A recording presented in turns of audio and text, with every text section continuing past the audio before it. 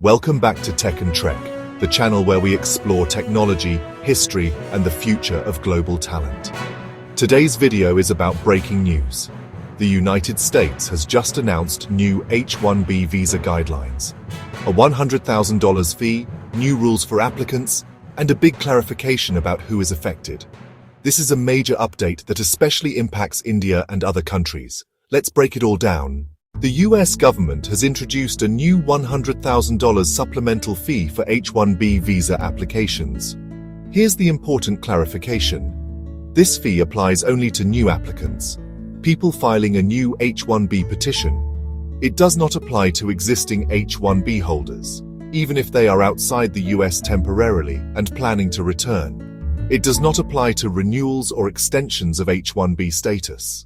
This announcement removes a lot of panic among current visa holders, who feared they might be blocked from re-entering the US or forced to pay the new fee. The rule takes effect on September 21, 2025 at 12:01 a.m. Eastern Time. It is scheduled to last 12 months unless extended by the government. That means anyone applying for a new H-1B visa from this date forward must pay this fee or have it paid by their sponsoring employer. Beyond the fee, here are the other major changes. Entry restrictions. If you're applying for a new H-1B visa, you cannot enter the US unless your employer has paid the $100,000 fee. National interest exemptions. The Secretary of Homeland Security can waive the fee on a case-by-case basis if hiring a worker is in the US national interest and does not harm wages or job opportunities for American workers. Prevailing wage revisions. The US Department of Labor has been instructed to update prevailing wage levels.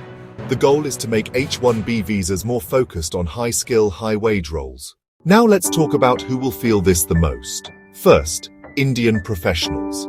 Around 70% of all H-1B visas go to Indian nationals. This new $100,000 fee makes it much more expensive for Indian tech workers, especially those in early career positions with salaries well below that threshold. Second, employers. Companies that rely on H-1B workers for mid-level or lower-paying roles may cut back on applications. For many firms, paying this fee simply won't be justifiable. Third, people abroad.